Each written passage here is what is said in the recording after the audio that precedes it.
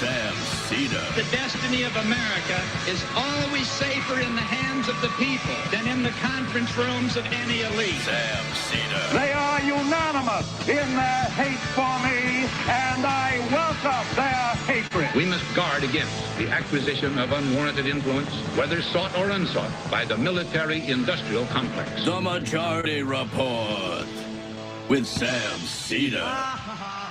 If I get the feeling you've been cheated.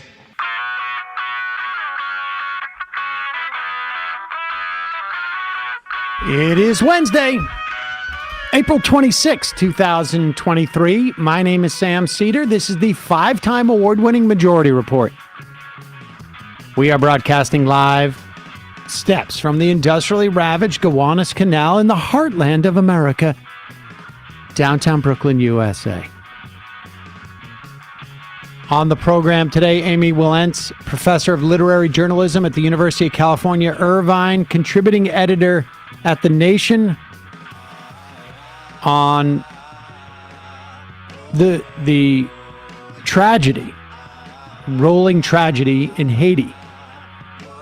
Then Djene Bajalan, professor of history at Missouri State University, will update us on the state of Turkish politics and the 3-week out, more or less, election of its new president, or maybe its old president, as it were. Also on the program today, in the dead of night, Kevin McCarthy forced to rework his debt hostage bill, passed through the Rules Committee, still may not have the votes on the floor, but we'll know soon, depending on whether he brings it to a vote today. John Roberts very politely refuses to testify on the Supreme Court ethics crisis in front of the Judiciary Committee. Can he be compelled? Is Dick Durbin going to do that? Not until Dianne Feinstein gets there, that's for sure. Labor's Julie Su passes through committee. Floor vote will be more difficult. Fox leaks it has an opposition file on Tucker Carlson to keep him quiet. Washington State bans sale of assault weapons.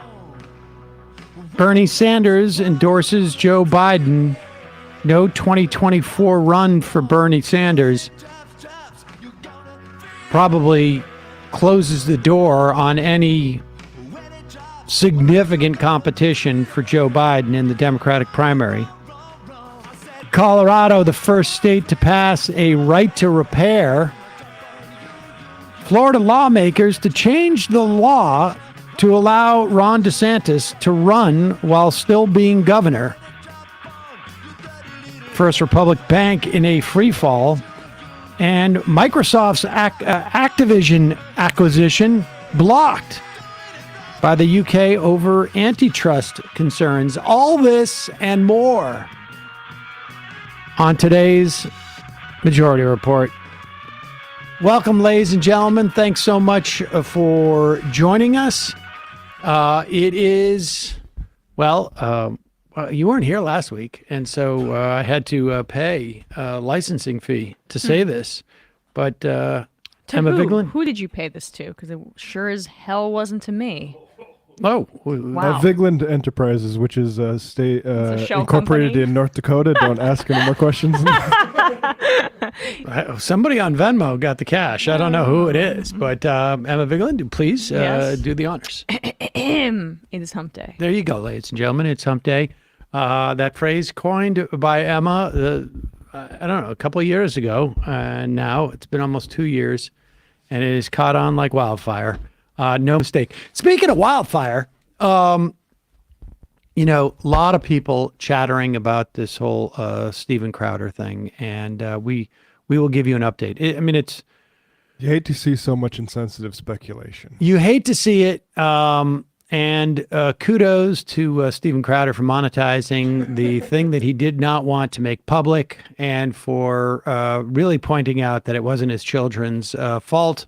Yeah. Well, he's got to make a choice, because maybe if he stays silent, he doesn't want some things percolating out there. Who knows? Got to get ahead of the story. But I'm glad that we now know it's not his children's fault. It's the fault of Texas. That state is so woke, allowing women the right to not be married to him. That's how woke That's Texas all it takes. is. They cannot want to be in that, and there's nothing he can do. I mean, the wokeness is out of control. We need more government intervention in these relationships, I think, is what Crowder is saying. More government intervention in a contract between two people? More government intervention in that contract in particular. You need to compel people to remain in that contract in a way that the government actually doesn't in any way. You can never be forced to be in a contract. There's always a provision for breaking that contract, I guess. Unclear what his contract said at that point. But he's pretty unsatisfied with it. Meanwhile, the other big story, of course, continues to be the reverberations around Fox's firing Tucker Carlson. Tucker Carlson, who was a real champion for the little guy. The little guy, of course, was the name of one of his fraternity brothers at the posh private school he went to in Newport, Rhode Island. Yeah. Little guy. Yes. Little guys like Dan White. Exactly. He said, hey, the little guy only gets one flogging from the senior fraternity brother, not two. That's right. But there's been a lot of speculation, and I would imagine many of the stories that you see put out there as to why he was fired, it's probably not really the truth. We don't know. We do know there is a report that they have an Oppo research file on him, which, if I was Abby Grossberg and Abby Grossberg's attorneys, she is the producer who is suing Fox over Tucker Carlson, I would be like, we're going to want to see that for discovery, incidentally, that Oppo research file that you have that you seem to have cited these news reports. So I don't know what is going on over there. But here is Abby Grossberg on with MSNBC's Nicole Wallace as they talk about what material Grossberg has that was not actually made available. What her relationship was like, or her work experience was like on Tucker Carlson's show. And then we have another clip about what information Fox did not seem to produce in discovery for that Dominion suit. I was hoping that it would be more professional, and what he was portraying on air was just a show. And unfortunately, that wasn't the case. So when do you realize that? Immediately. I show up first day of work, and I know that this is a popular one. It's been widely publicized. There are literally pictures like this big of Nancy Pelosi in a bathing suit in Europe, plastered all over. There was even one on my computer screen for the temporary computer I had to use, and I had to take it down just to work. Within a few days there, I was called into Justin Wells' office with Alex McCaskill, who was a senior producer as well, and asked if Maria was having an affair with Kevin McCarthy. It was just, I was shocked. I couldn't even believe it. I was floored. Let's go through. You know, what I find shocking is that she was shocked. Yeah. Like, I mean, had anybody not seen Fox News? That's the thing is like, her expectation was that it was just a show and that actually behind the scenes were professional. And it's like, well, I mean, maybe wishful thinking. Definitely wishful thinking. The Dominion lawsuit, though, does show that they have public and private positions. Maybe she thought that was a little more broad, right, that they secretly hate Trump, but publicly say, hey, his election lies make total sense. So that's not an unfair expectation, but it is just like, you're working at Fox News. You heard the Roger Ailes story. That didn't just all go away. Right.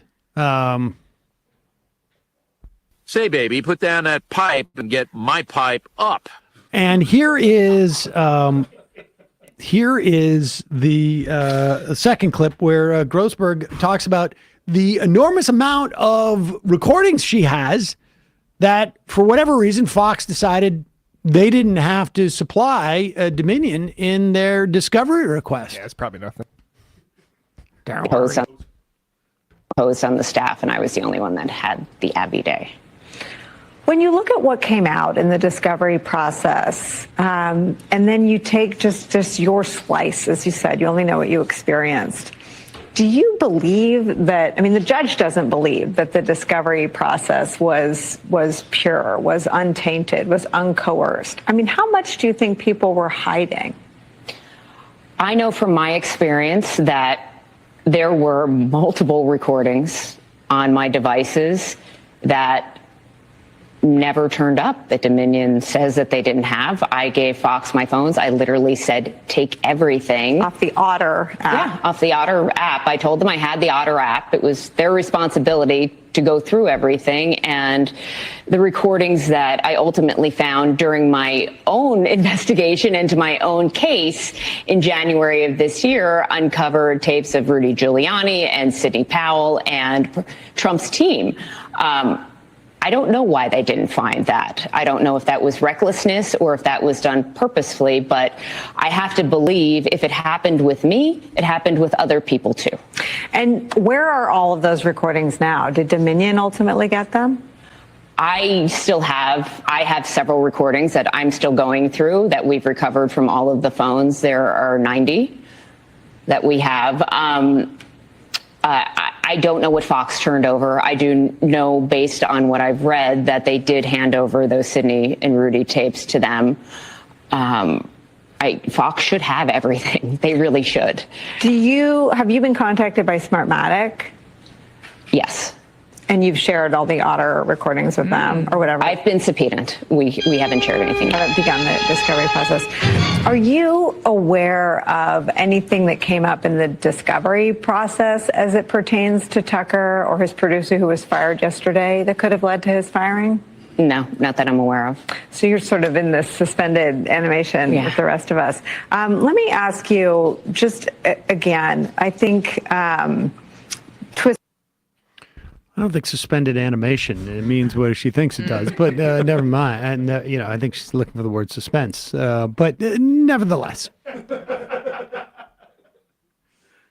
it's interesting that Grossberg has no idea as to what would cause him to be fired, because one wonders if there's something else out there that is floating around. I mean, Fox has a file. Fox has a file to keep him from talking. So there is this sort of sense of like, and we know why you got fired, and it's not good for either one of us. But he's seeking a big settlement, it seems, because him and Don Lemon have hired Chris Cuomo's attorney, who got him his settlement, I think, from CNN. So this is a bit of a tightrope walk for both parties. But there's something different here, it seems to me, because it's one thing to pay out Tucker Carlson his $20 million. But when you're looking at a settlement for $760 billion or whatever, $780 million rather, 20 million, haggling between 15 million and 20 million or 10 million and 22 million, whatever. That's like one realm. Yeah. There could be another realm out there that is, but I don't know if we'll ever know. Abby, we thought you were cool. We thought you were chill. We thought you were one of the good ones. We thought you could take a joke. We thought we were one of the boys. To be fair, we used to have a picture. I don't know where it is. It was over there. I don't know where it went. A picture of John Bonaire crying. It was not doctored in any way. I know that was very upsetting to you when you first got here. Yes. We have it for evidence for later. That's in my blackmail file of you. So for our future case against him. Yeah. Yeah, the most upsetting things on the wall here are Sam prints out old emails from like the Air America days. And just, I was actually thinking of framing that, like literally when I came Sam, out of the bathroom. The crying photos behind the lockers you put up for us. Oh, all right. Well, it's over there. Okay. Well, things are a little bit of a mess in this office, folks. We're going to take a quick break. Just a reminder, though, this program relies on your support. You can become a member by going to jointhemajorityreport.com. When you do, you not only get the free show free of commercials, you also get access to the fun half. Check out our Discord, majoritydiscord.com, or the AM Quickie. Bob's doing a knock-up job. Knock-up? Bang-up job. Over there with Corey at amquickie.com.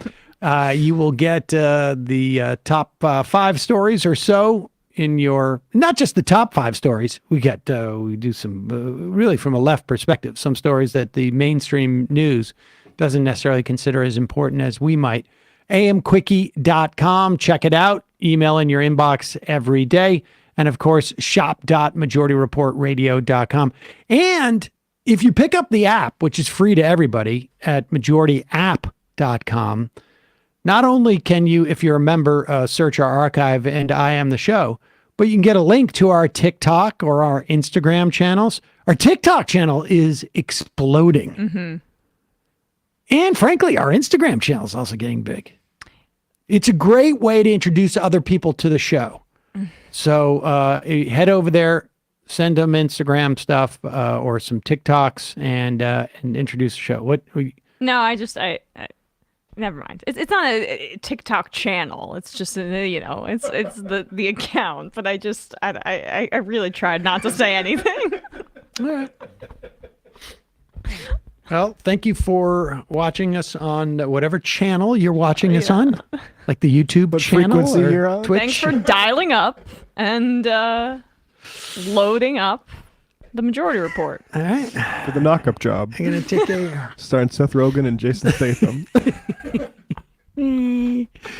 All right, we'll be right back with the Boomer Hour in just a moment. We're going to be talking, we'll be right back. We'll be talking to Amy Wilentz, professor of literary journalism at the University of California Irvine, contributing editor to The Nation magazine on really the tragic state of Haiti at the moment. We'll be right back after this.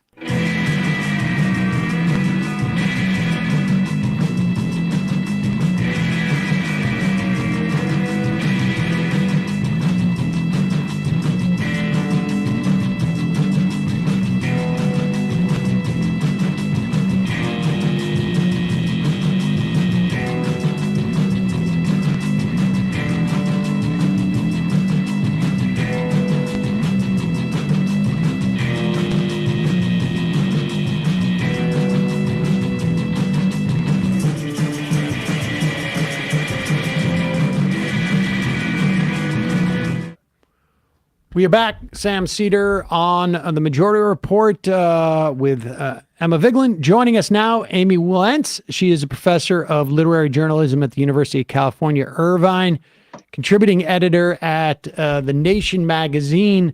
Amy, thanks so much for joining us. You have a piece out, Haiti, April 2023. Soon there'll be no one left to kidnap.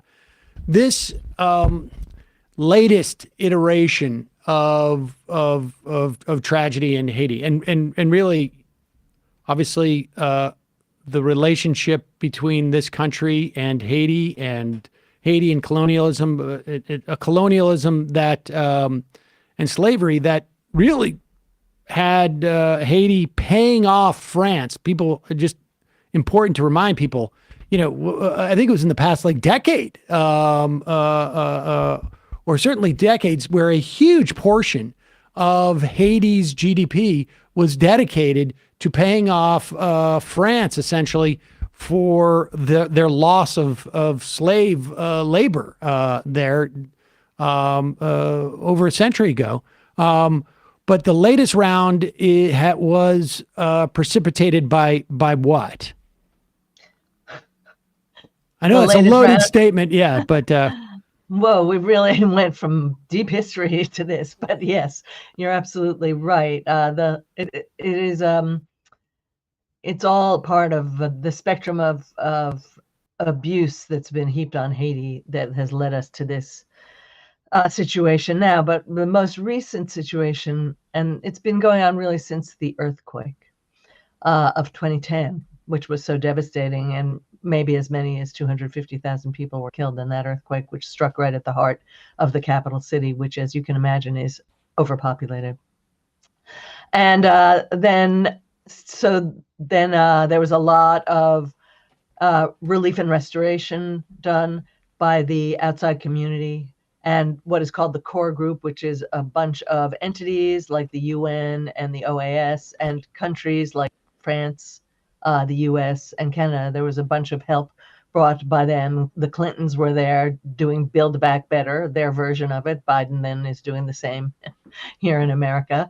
And the gangs, which have always been like vaguely on the scene in Haiti, various little gangs protecting various politicians and various business interests, grew bigger and bigger at this time, because there was really no rule. President Preval, who was president at the time of the earthquake, was not a very vigorous law enforcer. And after him, when Michel Martelly came to power, he's a singer and has no political experience and not a very savory human being. He was brought in because he was popular by the Clintons. She was Secretary of State, Hillary, and she supported him. And then they went on to continue giving American support to his followers, who all participated in this kind of gangland business, very corrupt leadership, totally uninterested in the people of Haiti, but very interested in finding the sources of wealth which exist in Haiti to exploit and use without helping the Haitian people. In order to gain territory, the gangs were very violent. So there would be a gang at the port and a gang on the highway, and then they sort of grew. And after President Moïse was killed in the summer of 2021, it got even worse because there was more jockeying for position. And the people who are the victims of these gangs are just normal people. A lot of normal, very poor people have been kidnapped, as well as some more luxury targets, as we call them, in the kidnap business.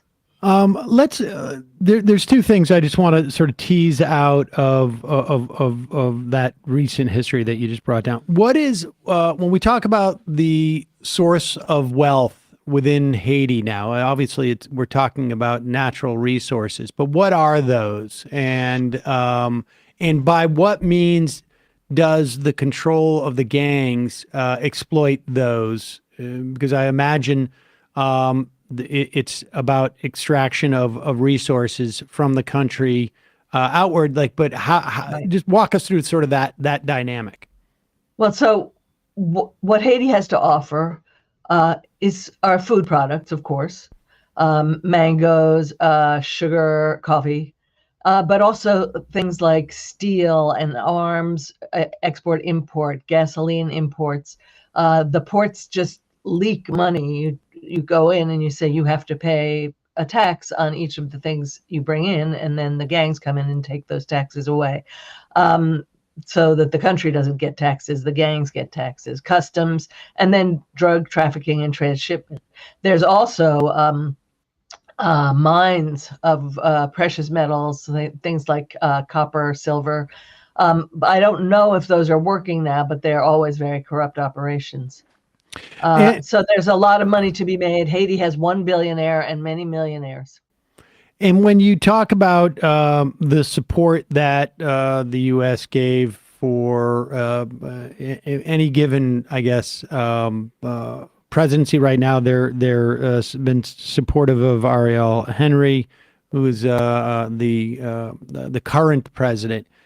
But what is the value? What is the value of American support? How does that translate on the ground? I mean, in terms of edifying their any given entity's power? Well, Haitians hate it when I say this, but it's still nonetheless true, and most of them will acknowledge it. The American finger on the scale is everything. So the country has huge power in Haiti politically, and they have continued to support Ariel Henry, who is not a constitutionally elected president. He was never elected. He came into power. He had been appointed by Moise, and then Moise was killed. He had never even taken office.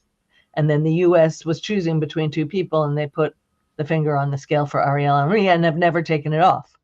So all while this violence is going on in Haiti under Ariel Henry's administration, if you can even call it with that name, the Americans have been supporting him and not helping to stop the chaos.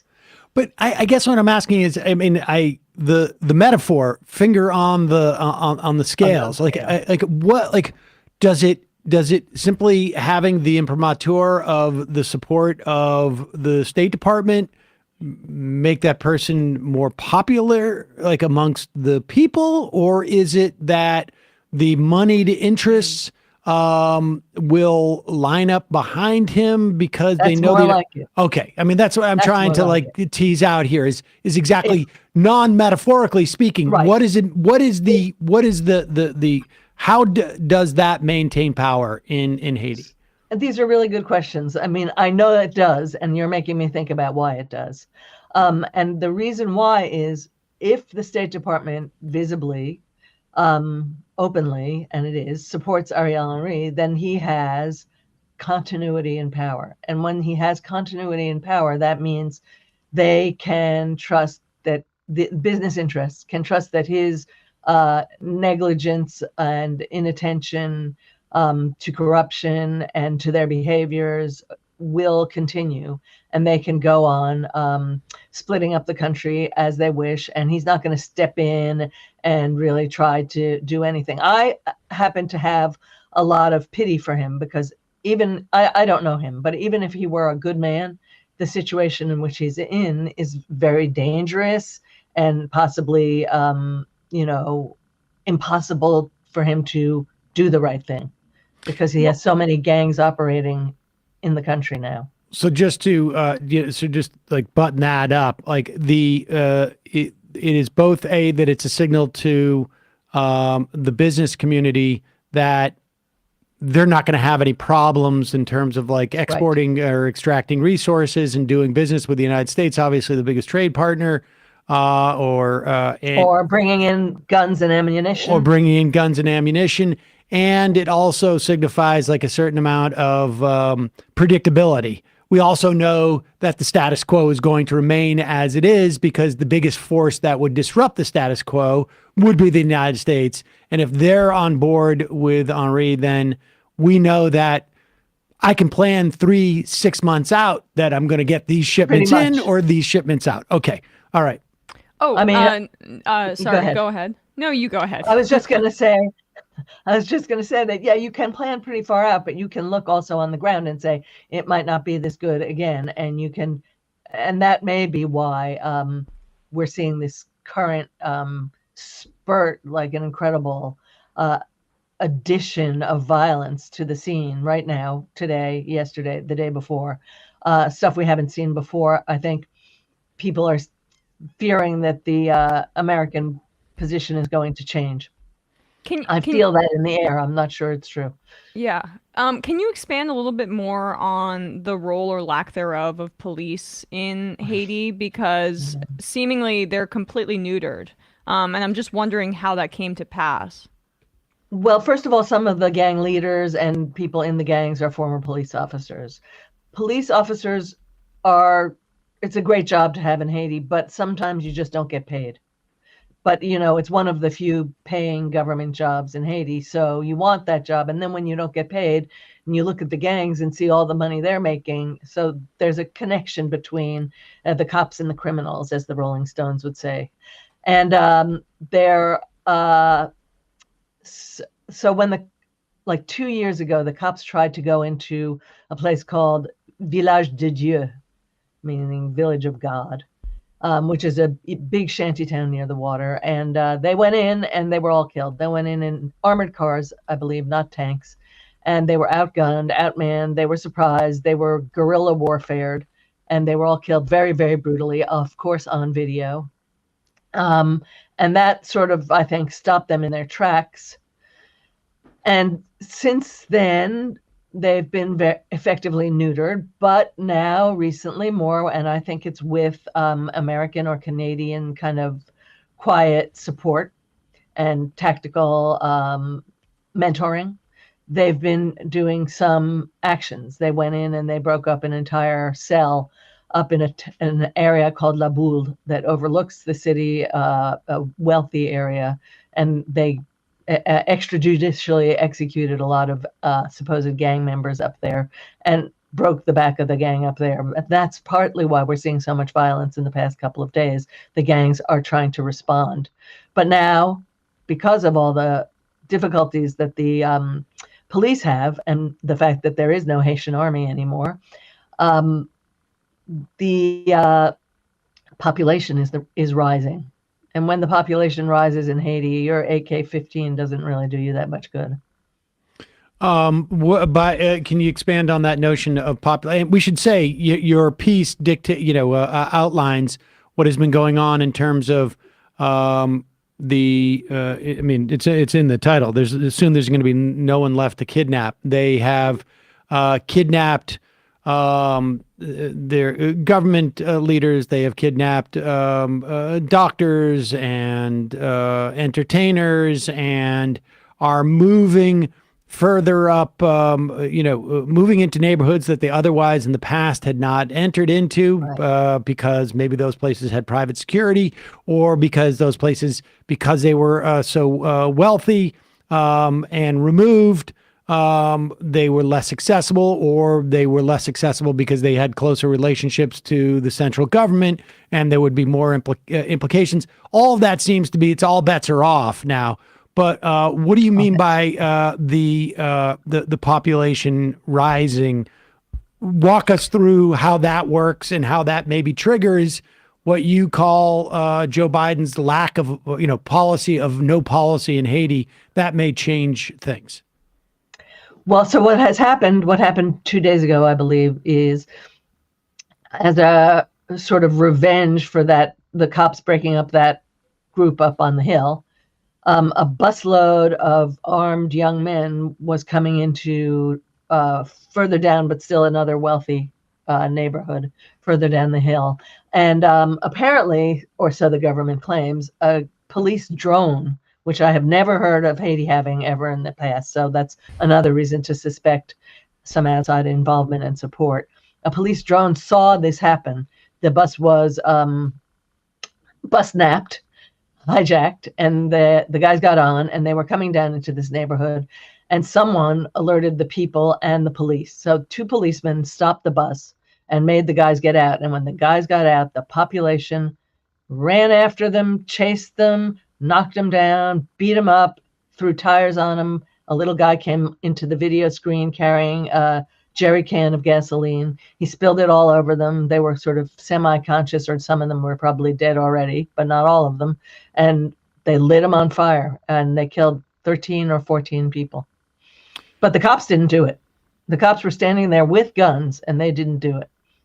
And so is this the type of thing that would increase the involvement of the U.S.? And let's start to turn to, well, there's two elements of this, and we should probably address this before we get to that. About sometime in the past 6 months, I can't remember the timing now, Biden, along with sort of other provisions that may have made border crossings more difficult for people coming through Mexico and presumably from Central America, but also from other places, more difficult. He also expanded the category of temporary protected status for Venezuelans, Cubans, one more other destination, and Haitians. And that, because of the nature of what it would take to get a visa, and you're basically creating a brain drain, as it were, or the resources that are involved in coming through in that way are greater than they would be if you're crossing the border. Talk about the implications of that, because that seems to have like a self-fulfilling, or I should say almost like a feedback loop, I guess. Well, I totally agree. It's people with passports who can get out of the country on the new Biden policy, if you could call it that. So if you have a passport and if you have someone in the States who will vouch for you and make an application, it's a little bit of a heavy process, but not really. So you have to have contacts outside of Haiti, which many people do, but certainly not everybody in the shanty towns. And you're more likely to be, and this is who's leaving, a doctor, a lawyer, a nurse, or a gang member, or a policeman. That's who's leaving Haiti. And so it is exactly a brain drain. It's very, it looks like a good policy. I like it because maybe we can get some of my friends out who might otherwise not be able to get out. But I think it's very dangerous for Haiti. It's like, let's take the leadership out, you know? And many of the leaders have already been killed. You know, a lot of young activists have been killed. Young journalists have been killed. The future of Haiti has effectively been killed. Many nurses, some doctors. It's scary. And then when you let them out so that they won't die, you know, you never know if they'll go back. Okay. Help the country. So what is left here in terms of like what can the United States do as a policy matter with the UN? I presume. I mean, what is left? What would be is it just simply saying like we're going to let the process play out and not necessarily give Henri support, or is there something more that the U.S. can do, in your opinion, anyway? Yeah.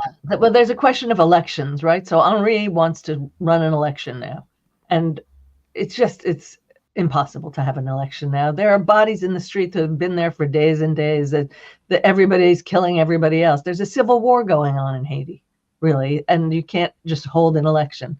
So I don't know if the United States will keep holding him in place, their little chess piece.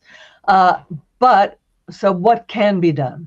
This is a good question. Biden is in a tough spot too, because he just announced he's running for president again, right? Does he want to put boots on the ground, boys who might die, American boys and girls, you know, and have people be killed in Haiti in Somalian type of situations? I don't think he wants that. I know he doesn't want it because he's basically said, we're not doing it. And he asked Canada to do it. And Canada has kind of said, and basically said no too. So I think a military intervention by the great white powers is unlikely. Now, there could be Caribbean, West Indian armies that would go in, African armies. There's been some rumor about Kenyans, the Kenyan army coming to help the Haitian army to support it. I don't know if any of those things will happen. They haven't happened before except under the aegis of the UN. The UN recently changed its person in Haiti at the integrated office of the UN in Haiti. And she will definitely be a better person there than the last one who was so universally hated by the Haitian political class. And they also have a new human rights official for Haiti in the UN, who's an old friend of Haiti, really knows Haiti. So maybe these people putting their heads together can come up with something more useful for Haiti. But I don't see the way one would imagine in the past, a landing, an occupation, a military control of the situation. It's awfully close to Florida, which is a very difficult state for Democrats in a presidential election. And if there are lots of Haitians floating up to the shores, I mean, I think that's one reason for his policy, new, more lenient policies, so that it's done without boat people coming onto the shores, you know? Yeah, I want, just returning to the desire, I guess, of Henri to hold this presidential election soon. Is there a benefit for him to hold an election in chaos because it potentially allows for him to hold on to power because a lot of people are going to be scared to go out and vote? Absolutely. I mean, he would probably win that election because his people would come out, they would be secure, and they would vote for whoever, maybe not him, but whoever is dubbed to be his candidate. And then, but normal people will not only stay home because of the chaos, but because they don't want to vote in an election that he's running. They don't want to do that. And that's pretty clear. Yesterday, so there's something called the Electoral Council that is mandated by the Haitian Constitution. Before you can hold an election, the Electoral Council has to run it. And you have to choose people from all sorts of walks of Haitian life to be on that council. And one of the groups is the press, the media. And he sent a note to the media group saying, will you send us 2 names to participate in this council? And they said, no, we won't. Because they're the ones really on the front. They see everything. They know everything that's happening. The media are still operating in these terrible conditions in Haiti, and they know exactly what's happening, and they have refused to participate in it. And that's what the people will do. Well, Amy Wilentz, the piece is Haiti, April 2023. Soon there'll be no one left to kidnap. The deadly consequences of the Biden administration's policy of no policy. We'll put a link to that, and really appreciate your coming on today and giving us an update. I'm so glad I could make everything clear about Haiti for you. Well, thank you. Thank you. Thanks. Yeah. All right, folks, we're going to take a quick break. When we come back, Djene Bajalan, professor of history at Missouri State University, will be here to give us the rundown of what's taking place in Turkey and anticipate what's going to be taking place in about 3 weeks in Turkey. We'll be right back after this.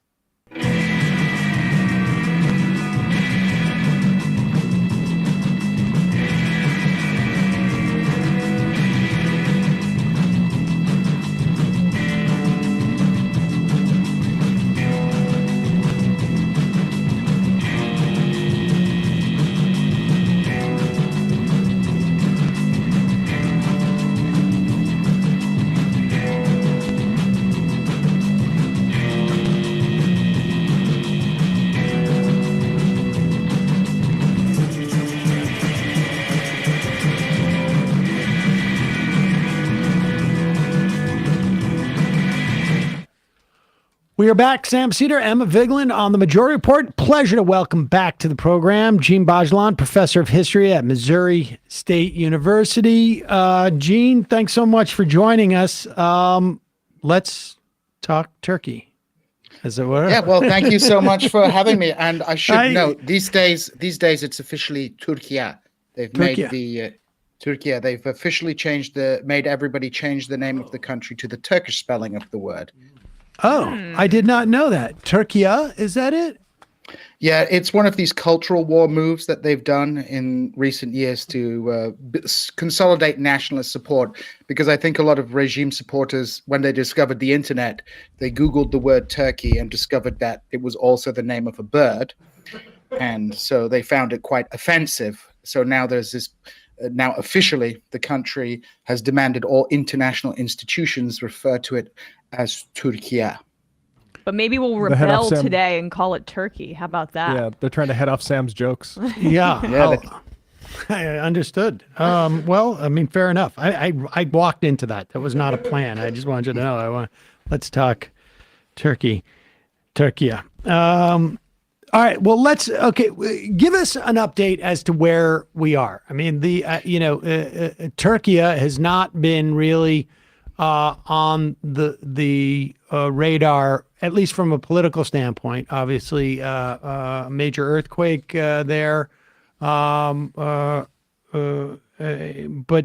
and a lot of refugees in Turkiya, sort of fallout from the Syrian civil war. Give us an update on what's happening there and what's been happening there. Sure. So we are a few weeks out from an election, a general election and a presidential election. This is the 100th anniversary of Turkey's foundation. And I use Turkey because Turkey is kind of like a pro-government signifier that is being used at the moment to polarize the Turkish population and consolidate power. So we're close to this election, and it's a very tense election because the Justice and Development Party, the ruling party of Turkey, has dominated Turkish politics for the last 2 decades. Their support in recent years has waned, but this upcoming election looks like it's going to be, at least on paper, the most competitive presidential election that has happened in the last 20 years. And it's important to understand, originally, when the Justice and Development Party came to power in 2002, Turkey was primarily a parliamentary system of government. But as the AKP consolidated its power, and more specifically, Erdogan consolidated his power, there was this shift to move the country to a presidential system. Erdogan became the president, and then basically in 2017 rewrote the constitution, forced through a referendum under very tense, under like a system of emergency law. There was a referendum held, and Turkey became a presidential system. And so Erdogan is running for president. There is actually some debate on whether he's allowed to run for president, whether he's done his 2 terms, or the fact that they changed the constitution means that he gets to do another term. So he's running for president again. But the luster of the Justice and Development Party has sort of worn away as the country has become more authoritarian. Economic problems have multiplied. And of course, the kind of X factor that happened most recently was this absolutely tragic earthquake that took place, in which hundreds of thousands of people were displaced, thousands were killed, orphans, I've seen pictures. It's absolutely disastrous. And of course, people may not remember this. One of the reasons that the previous Turkish government became so unpopular, propelling the Justice and Development Party to get to power, was that there was an earthquake in 2009 in which the government response was very weak. This earthquake, there's been a lot of criticism about the government response, and this has definitely sort of made this election seem far more competitive. Can I ask you about that government response, though, and what the criticism is? Because from the outside, it seems like, Erdogan gutted a bit of the disaster programs that would have helped here, and there were some other critiques that it's hard to tell, from here in the U.S., reading like a Time magazine article on it. Yeah. Yeah. So, after this 2009 earthquake, there were a slew of laws and taxes designed to prepare for exactly this eventuality. But, one of the characteristics of the Justice and Development Party's period in office has been a massive construction boom. Many of these contractors have close ties with the government. So there's this huge construction sector. And there has been obviously corner cutting. There has been, people have been, whipping up buildings as quickly as possible. A lot of money being made, and a lot of the regulations have been ignored. In fact, the government was proposing armistices for people who, had, cut corners in construction, so you could get your building sort of retroactively certified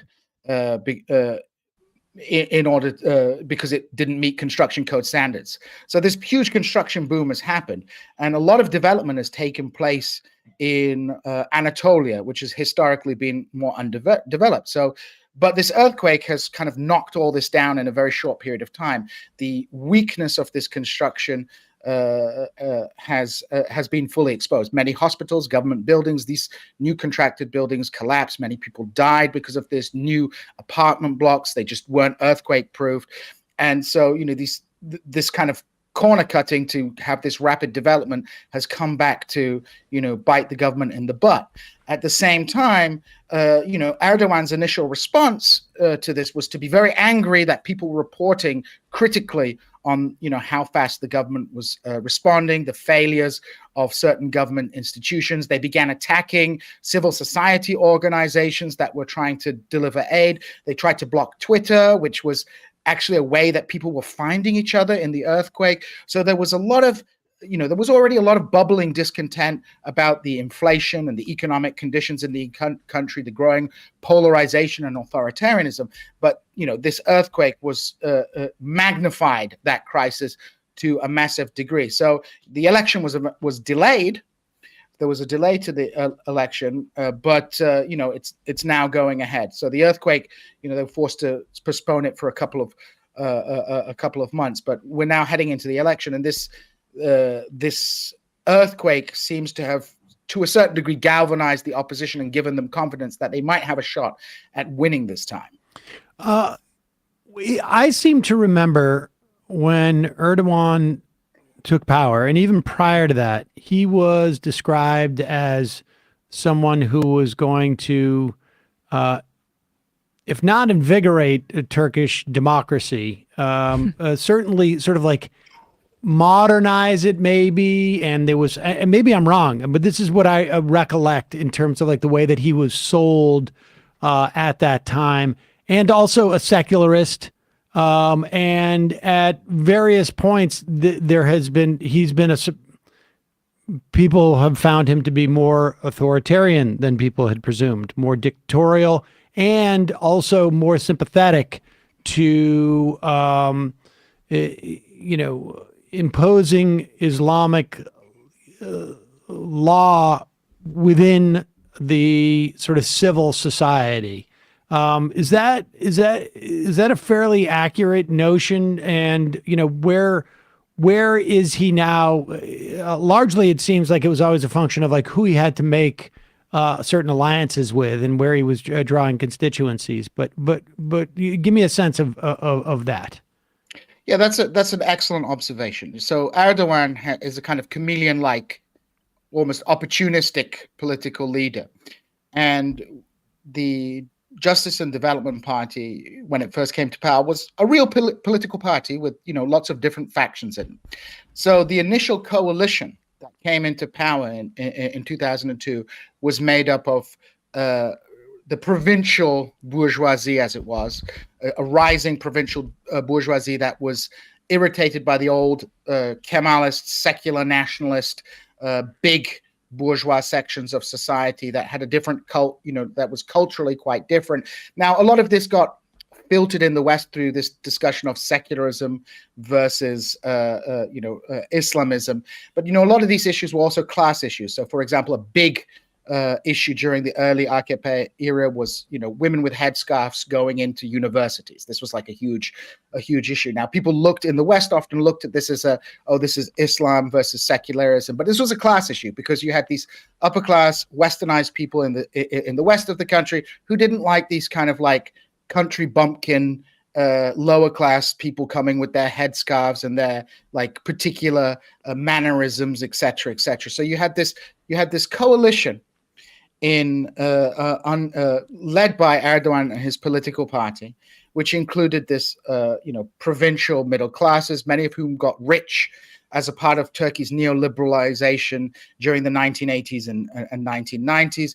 You had a growing urban poor who were, culturally moving to the cities and, culturally wrangling with the existing elites in the city. You had these high bureaucrats and military people. And Erdogan was able to build a coalition that included not only, poor conservatives and provincial middle class people, but liberal Islamists, particularly this Fethullah Gulen movement, this movement based in Pennsylvania. So you had this big coalition, also included many Kurds who rankled under the old secular nationalist Kemalist elites. And this coalition came to power. And for the first 10 years, we had this liberalization process. And, at the time, many people in Turkey saw this as like the bourgeois revolution, the liberal revolution is coming to Turkey finally. We've had this society where the primary antagonism has been between the state and society, but now finally Turkey has matured enough, and now we have this conservative but liberal, neoliberal, Western-orientated government in power. The United States was very interested in this kind of model because, these conservative provincial bourgeois elements, they were pro-Western because they exported their stuff to Europe, fridges, foods. They were highly connected with the Western economy. So we have this liberalization period, and even myself, I at the time when I was in Turkey, I thought, oh, maybe that we're finally getting to this issue. But what was happening was there was a struggle taking place over control of the deep state, the apparatus of the state. So the old entrenched elites, these Kemalist secular nationalist types, they gradually were being displaced, and this culminated in several important court cases, most notably the Ergenekon court case, the sledgehammer operation, where prosecutors connected with the Fethullah Gulen movement, which was at the time aligned with the government, basically purged a whole load of old guard nationalists from the army and the bureaucracy. They put them in jail. So we have this liberalizing phase taking place where the AKP is gradually getting control of the state apparatus. And it's doing all kinds of things, including a political opening towards the Kurdish community, moving away from the old style repressive policies directed towards the Kurds. And, so a lot of people were very hopeful, but you have the two big things which begin to shift the orientation of the AKP. You have the 2008 economic crisis, where the limits of neoliberalism come into sharp focus. And then, of course, you have the Arab Spring. And over a period between about 2009 and 2015, 2016, when you have the coup, you see this shift towards a more authoritarian government. You see the protests in Gezi, which are suppressed by the government quite viciously. And then you begin to see in 2015, you have an election where the AKP lose their parliamentary majority. And rather than accept that, Erdogan kind of restarts the Kurdish war in order to consolidate his nationalist base. And so Erdogan moves away from drawing support from liberals and Kurds towards rehabilitating some of those very people who had been, put in jail by his former allies, the Gülenists, who he begins to purge massively from the administration. So we see the shift taking place from 2019 to the coup in 2016, where Erdogan realigns the state. He reformulates some of the neoliberal policies towards a more sort of state capitalist kind of political order, and begins to go in a more a political direction which increasingly draws on nationalist, anti-imperialist kind of themes.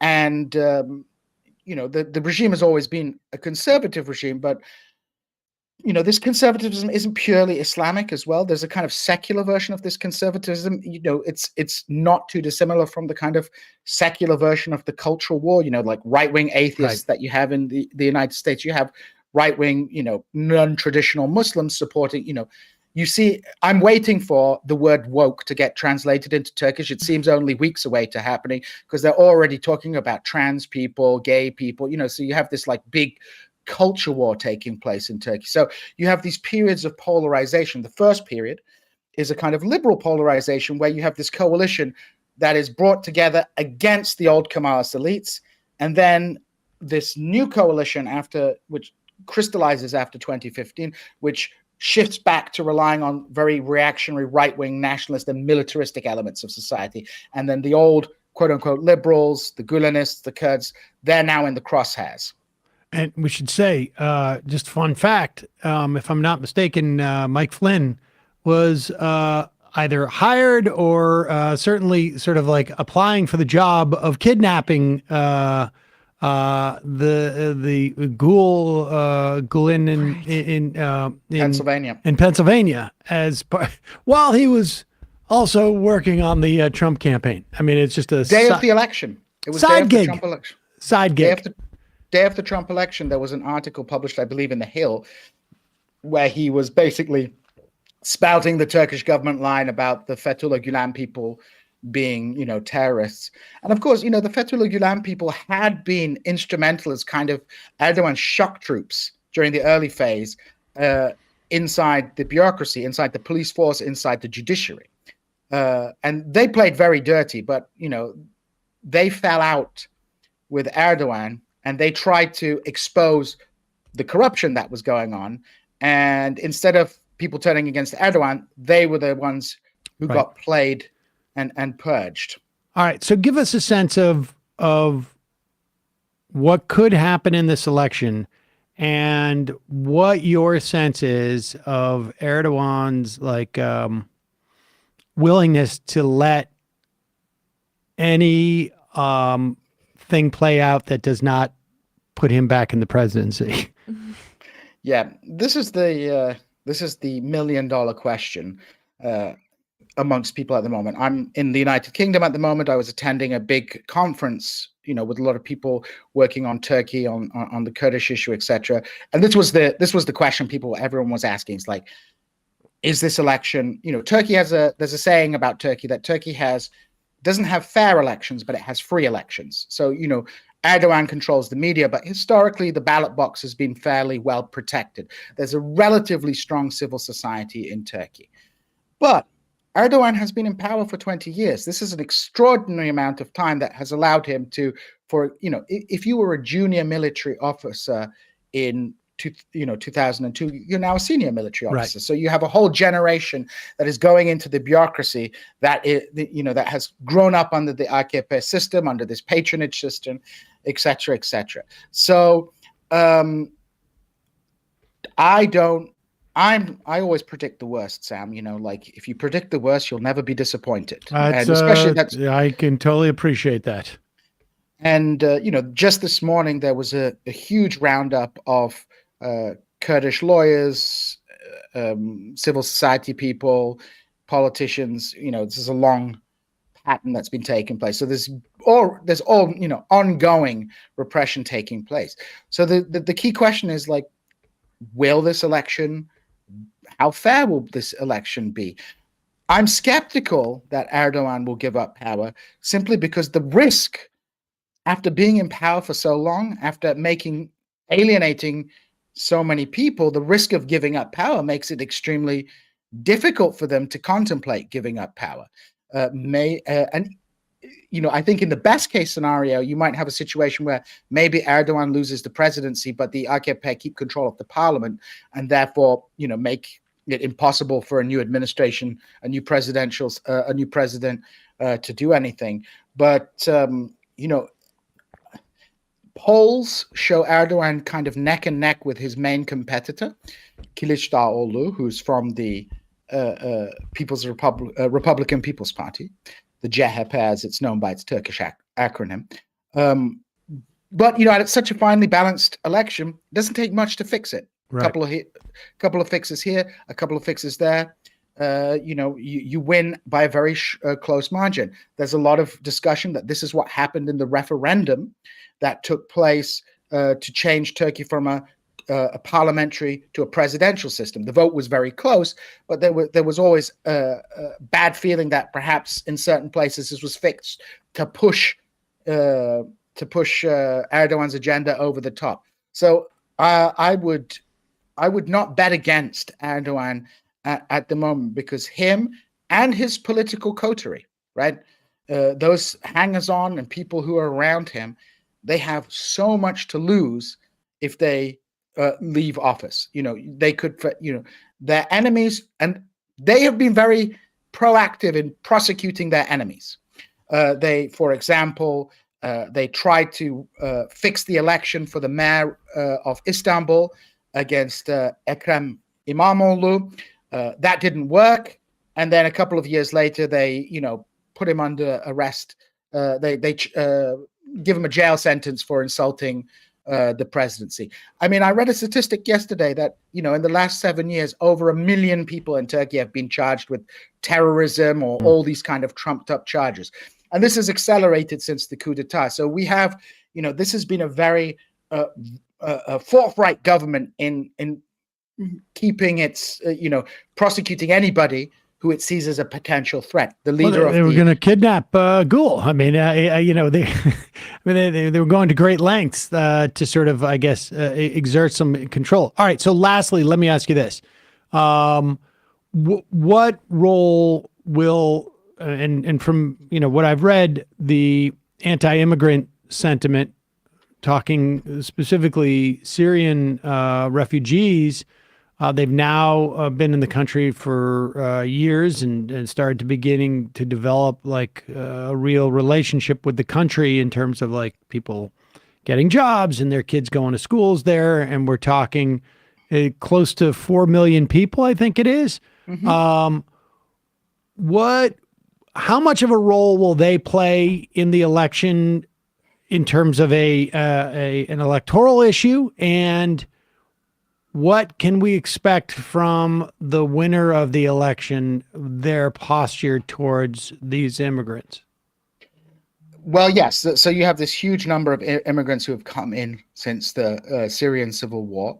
I think Turkey does need some praise and some respect for allowing so many people in. But it was, of course, not purely out the goodness of their heart, but also because they provided a massive reservoir of cheap labor to build these huge kind of white elephant projects that Erdogan was very much into. But this is it's become a deeply polarizing issue. There have been, there's a far right politician called Umut Özdağ who has been making a big deal about these people not speaking Turkish and thing.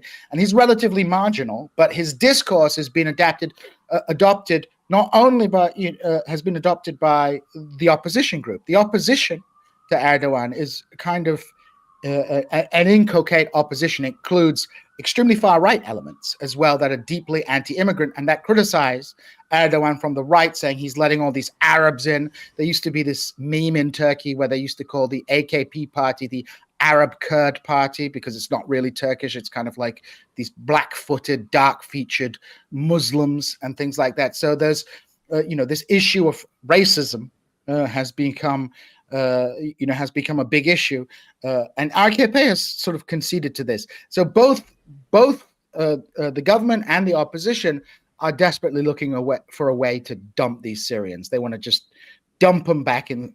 They want to dump them back in Syria. One of the reasons that Turkey can't that full normalization with Syria can't take place is because Turkey is supporting this rebel zone in Idlib province, and they're terrified as if they make peace with Assad and pull back from this region, they're going to have more refugees, which is going to have more problems for them. So there is a desire to get rid of lots of these refugees, to repatriate them to Syria, even though many of them have been in the country over a decade and made roots. So it's an issue that both sides of the politics are wrestling with and are trying to meet public opinion, extremely nationalist opinion, trying to placate nationalist opinion by presenting some kind of strategy to just don't kick them out of the country.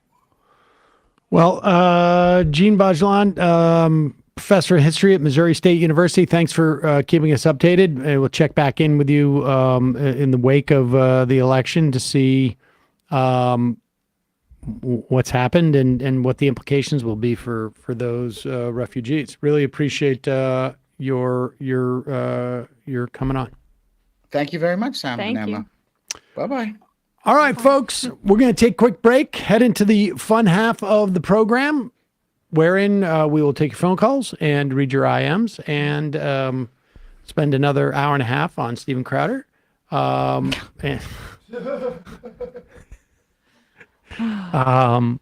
we can have some fun. I mean, it's the fun half. That's what it's for. It's fun half.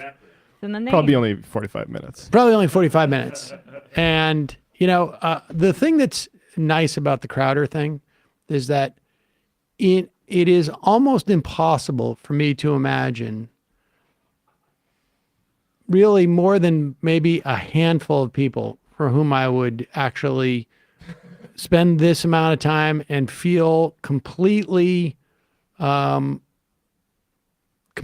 peace with exploiting this. Pure now, of course, almost. Yeah, because there's only so many people who I think are responsible for immiserating other people, at least socially, right? Like, and I think, Crowder has really done a yeoman's job in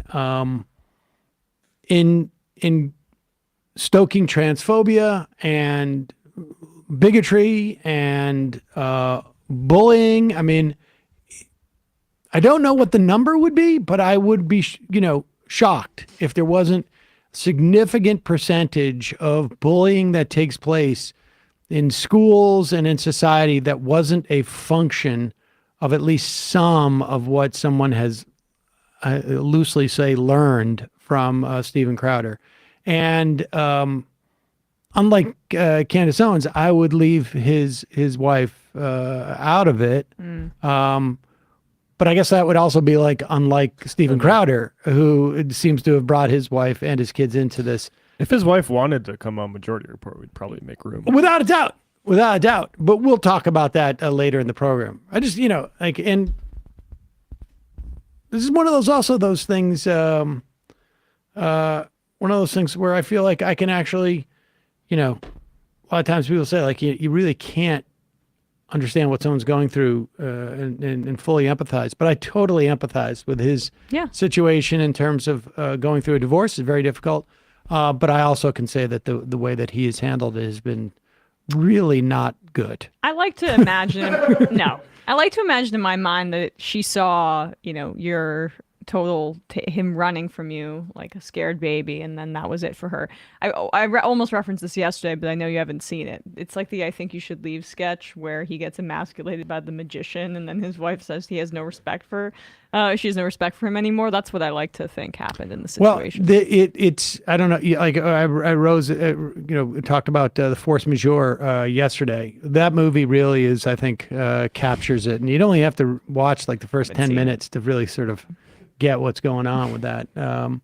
But quick break, 646-257-3920. We'll head into the fun half. Don't forget, Just Coffee this week is 30% off. You don't even need a coupon code. You just head over there and pick up the Majority Report blend, folks. Great time to try it if you've never had it. It is, a lot of people say it's one of the best blends. So check that out. Emma. Yes. It's happening on ESPN these days. Well, we talked NHL, NBA playoffs, lots of fun, Draymond versus Sabonis. And I did a full mock draft because the NFL draft is tomorrow. It's one of my favorite activities to do. I nerdily did it before I had a sports podcast, and I will continue to do it. So check that out, youtube.com/ESPN show.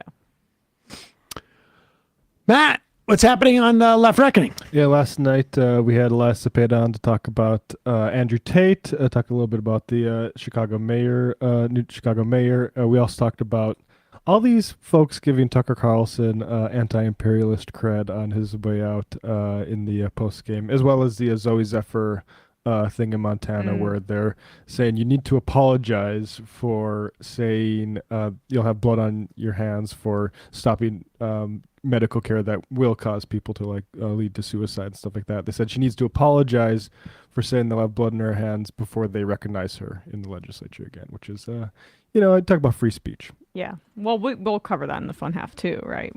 The Montana. Oh, yeah. Legislature. Yep. All right, folks. 646-257-3920. See you in the fun half. You are in for it. All right, folks. 646-257-3920. See you in the fun half. Oh, no. Are you ready?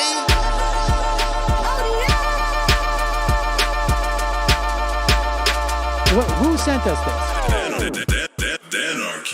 Alpha males are back. Boy is back. And the alpha males are back. Just as delicious as you could imagine. The alpha males are back. Boy is back. And the alpha males are back. Just wanna degrade the white man. Alpha males are back. I take all of it in my throat. Alpha males are back.